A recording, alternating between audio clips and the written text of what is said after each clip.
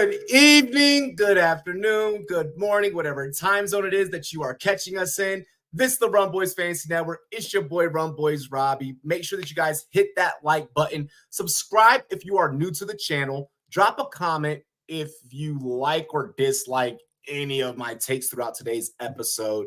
And also, feel free to share the content on all of your social media. We greatly appreciate all those that share and help us expand and grow this YouTube channel. The goal is to eventually take this little plaque right here and turn it into a silver play button. So that can only be done through you guys supporting and sharing the content. I would get a button, drop the mic, Taco, Gator, Leafs defense, everyone that's been on here, David, everyone that's been on here contributing A1 since day one. We want to make all of our dreams as independent fantasy football analysts come true. So help us, and we're going to help you win your fantasy football championships. You know, it's all about the dollar bills, y'all. And we're going to help you win them dollar bills. We do have an exciting team to talk about today, but before we do, I want to shout out Shop GLD. Get your Shop GLD just like me. Get your GLD just like me. All right. Link is down below in the description. Rocking the Commanders chain because, you know, we in season. Also, shout out to our 2 donors so far with Pros with Joe's charity leagues. As one of the pros, I am supporting the American Foundation for Suicide Prevention. If you would like to co-manage a fantasy football team with me and compete against the likes of NFL Network, ESPN, SiriusXM, CBS, Yahoo, some of your favorite YouTube channels in this fantasy football space, Fantasy Pros, etc., then donate. We're going to raffle off whoever gets to co-manage that team with me, and you'll also receive a Rumboyz swag bag, t-shirt, shot glass, bottle of rum, and a backpack. All right? So make sure that you guys check out Pros with Joe's Charity Leagues. I'm representing the American Foundation for Suicide Prevention. Calling all my mental health warriors. Link is down below in the description. I greatly appreciate you guys. I told you guys we have an exciting team to talk about. You already figured out by the thumbnail. That's why you clicked. We're talking about the Buffalo Bills today. And just getting ready to talk about this team, I feel like I should be outside Orchard pulling a tomahawk out of one of those mailbox cookers that's smothered in that Cusco's dry rub while we got Griselda, shout out to Benny the Butcher, bumping in the background while I'm climbing up a ladder and I'm getting ready to just yeet myself into a table.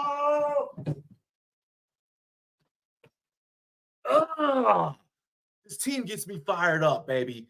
Let's dive right into it. It is Fantasy Football Friendly, the show where we break down all your favorite fantasy football players team by team, and then we take a look at that offense as a whole and then grade it from a fantasy football standpoint. Starting off with the quarterback, Josh Allen. My man's has been a beast since 2019 on, finishing QB7, QB1, QB1, QB2, and QB1. Thrown for more than 4,000 yards in each of his last 4 seasons, averaging 4,385 passing yards, 34.3 touchdown passes over that span. There's no more Gabe Davis. He walked. He's in Jacksonville now. There's no more Stephon Diggs. He's traded. He's with the Houston Texans now. Josh Allen is going to force the football vertical, obviously, because that's what he does. That's what he has a big arm. It's one of his talents. But another one of his talents is with his legs. I personally call this man Vanilla Vic. All right. Maybe he doesn't get 15 rushing TDs like he did last season. But Allen has averaged 596 rushing yards and 9 TDs over his last 5 years. Guys, that's draft capital. That's draft stock. I'm definitely willing to buy in, especially if I got the 101 and I'm in a 2 QB or a super flex QB type of format. I know I've said on previous episodes, hey, I don't mind if you switch out a Hurts or a Jackson, if that's your style. But let's face it, Josh Allen really is the true 101 overall in fantasy football. And I don't see that going anywhere, even with losing Diggs and Gabe Davis. I understand the receiving core is a little bit younger. We're going to talk about that. I understand it may not be some of the same pieces, but the man is going to put it on the line, and he's going to go out there and win football games, and he's going to keep this team competitive. He's going to put on for people of Buffalo. All right, so I'm trusting Josh Allen at the 101. Nothing really much more to say about Vanilla Vic. Is it cooking up in here? I think it's cooking up in here. Ladies and gentlemen, we do need to talk about James Cook. All right. James Cook, it's kind of weird because he really skyrocketed in that passing game last year. He got a lot of usage in that passing game, but he's also really good in between the tackles. Okay. This is kind of where we begin the RB2 talks and where the RB2 talks really, really begin setting themselves off. If you're going, late running back or zero RB, this isn't a bad back to kind of start, but for some people utilizing that strategy, even still a James Cook may be a little bit rich. It all depends. It all depends. You're not getting James Cook till about the 6th round. In weeks 11 through 18, Cook was the RB11, averaging 19.6 touches and 104.3 total yards per game. Only twice during that span did he see 60% of the snaps. But again, how I mentioned, because of his passing prowess, that's what made it to where it didn't, that part didn't really matter. All right. From week 10 on, he was 16th in target share with 11.4%. That's among 34 backs. All right. 10th in targets per route run, 4th in receiving yards per game, and 2nd in yards per route run. I will take those opportunities every single time from a running back, especially when we talk about PPR formats. All right. I know that they brought in Ray Davis. I think that Ray Davis may kind of be the more goal line between the tackles type of guy, halfback dive situation, stuff like that. There are some touchdown worries in red zone usage in regards to Cook, but even still, in James Cook's final 7 games of the season, he led that whole entire Buffalo running back room with 48.1% snap rate inside the 20. And that number was only 32 out of 61 qualifying backs. All right. You are going to get that upside. You are going to get that top 12 upside out of James Cook.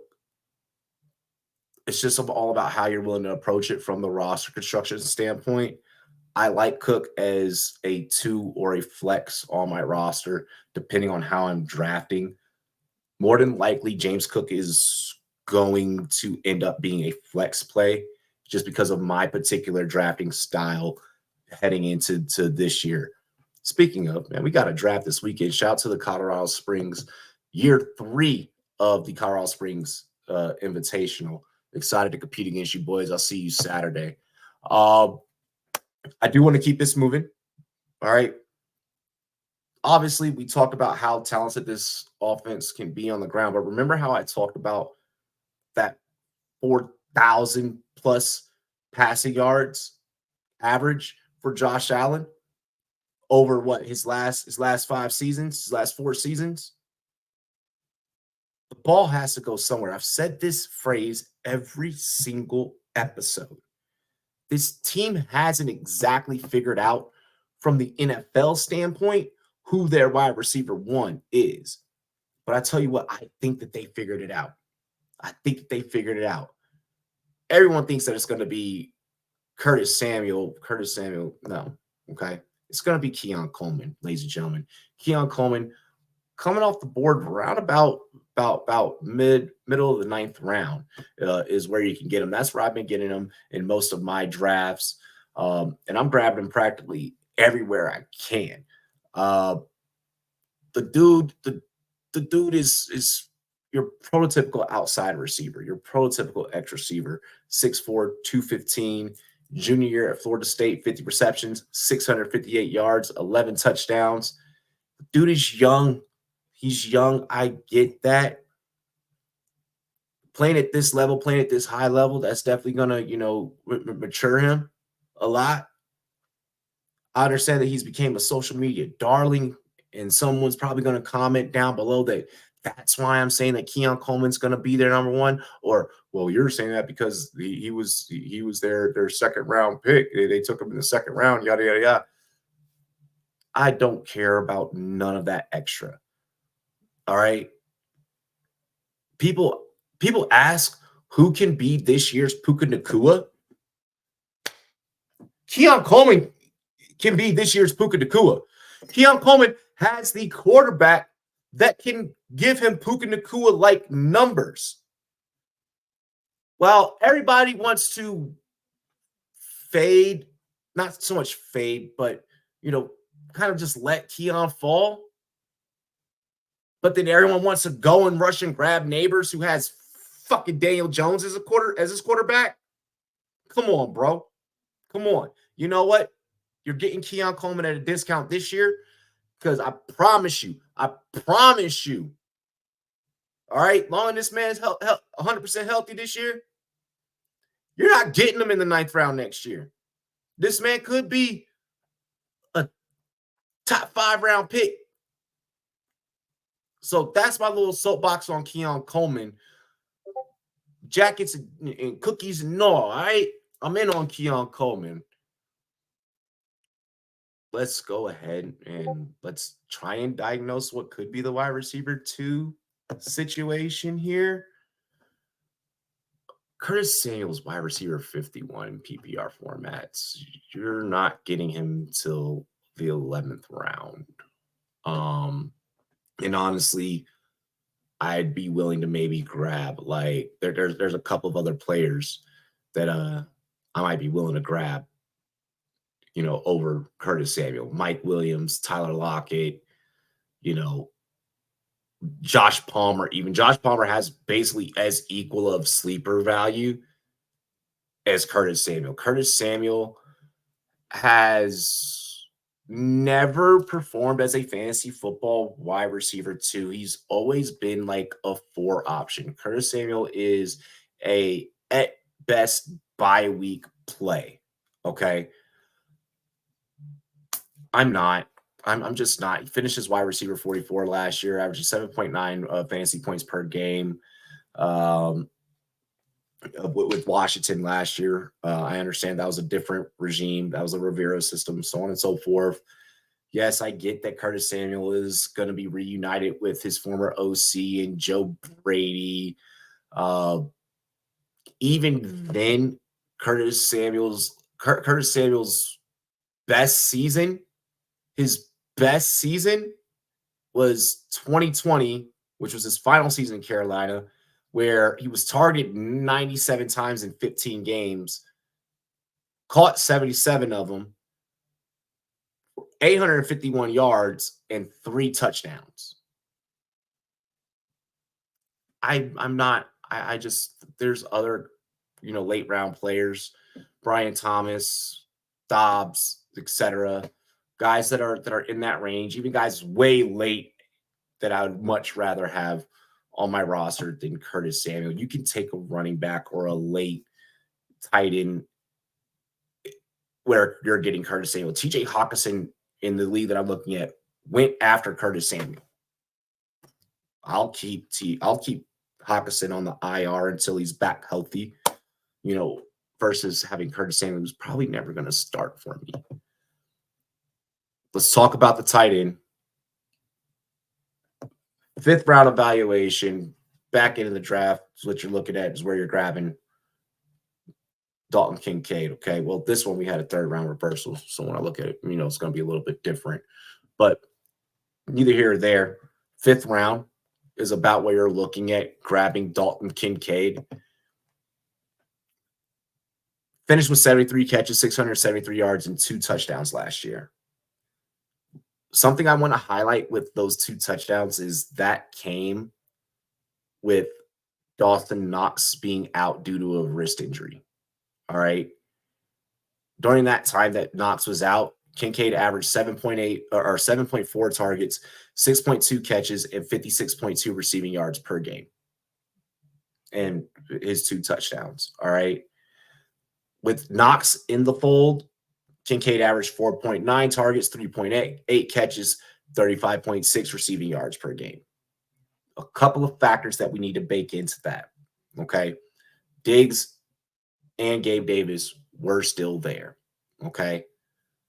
Chemistry still needed to be developed with Dalton Kincaid because he's a rookie. All right. Dalton Kincaid is also playing tight end.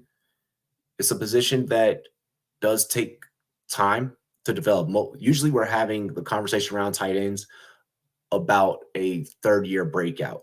Kincaid can have a 2nd-year breakout. For me personally, paying a 5th-round tag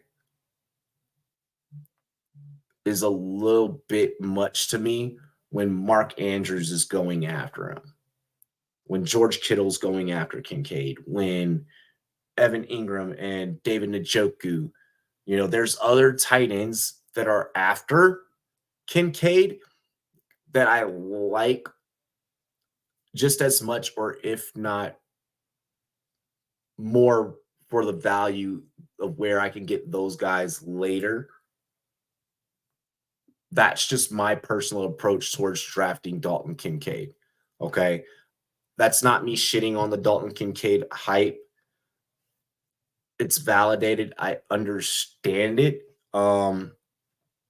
Just for me, it is a little bit rich of a price, even in a tight end premium format, especially when I wholeheartedly believe that Keon Coleman's going to come in and have something to say about it. I think they are going to utilize James Cook out of the background, out of the backfield. I do believe that this is going to be a lot of 2 tight end sets, and Knox having that connection with Allen. I don't think that's just going to go anywhere. I don't think that just disappears. So with that being said and stated, you're grabbing Dalton Kincaid, tight end 5 off the boards. So usually it's going Laporta, Kelsey, McBride, and then maybe Kincaid, or is going right there. Or maybe Andrews is going before Kincaid. I've seen Kincaid go before Andrews. I've seen Andrews go before Kincaid. That's usually how that's shaking up for you. If you're looking at targeting Kincaid, like if it's set in your mind, I'm leaving my draft with Dalton Kincaid no matter what. Just understand like the situation, just how much new is going to be happening with the X's and O's with this team. That's my only caution. That's my only caution, though. I have no problems trading for Kincaid. I'm just not paying the 5th-round price when I can go and get, I could go get Debo, DJ Moore, some of those guys of the liking at different positions. Let's go ahead and let's give them a fantasy friendly grade. I'm not worried about talking about the depth concerns of what happens when Khalil Shakur steps into the fold? He's a deep ball specialist. There, we know he's a track star. All right. Not going to get into, Ray Davis. We know that Ray Davis is great against loaded box situations. Don't believe me? Go look at his college tape. Homie averages 6.5 yards per carry against loaded box situations. So they have an animal there in the backfield as well. When I take a look at this team right now, and I have to give them a fantasy football grade, because of how much new that there is, that's something that makes me proceed with caution. But because their ability to exceed ADP with a lot of these players, that's also what saves this team. And then also, let's add in the fact they have QB1. Okay? Let's add in the fact that they have QB1. I'm a huge fan of this playbook. I'm a huge fan of this team. I'm a huge fan of this roster. Fantasy football friendly grade is A B. I am giving the Buffalo Bills a B. I know everyone's like, whoa, think about all their playoff runs, and they should be given an A. And think about Josh Allen before Stephon Diggs. I understand that. I understand all of that. I'm giving them this B with room for them to grow and be the A minus that we all know that they really truly are and what they really truly can be. Okay. That's why they are getting a B. All right. I know that it can be higher, and I wouldn't be shocked if it outperforms. And when I'm looking at the end of the season, I say, you know what? Realistically, they were an A. Do remember Pros with Joe's fantasy football charity leagues? We only got 2 donors. I would love it if we could at least, like within the next 3 days, get 2 more. If we could get just 2 more, I don't care what the dollar value is. We're going to raffle. We're going to pick one of you to be my co-manager. And then we're going to go out there and we're going to open up a can of whoop ass on everyone in the fantasy football industry. That's everyone you hear on radio, everyone you see on TV, everyone you see on YouTube. Yes, they're my friends. I work with, a lot of these guys. I have worked with a lot of these guys, but we want to win, all right? That's what we're about here at the Rumboyz Fantasy Network. Cheers to me. Cheers to you, all the Rumboyz and girls. What it do? Like, comment, subscribe. We greatly appreciate you. Share the content. Hey, it's your boy RumboyzRobbie, and we out of here.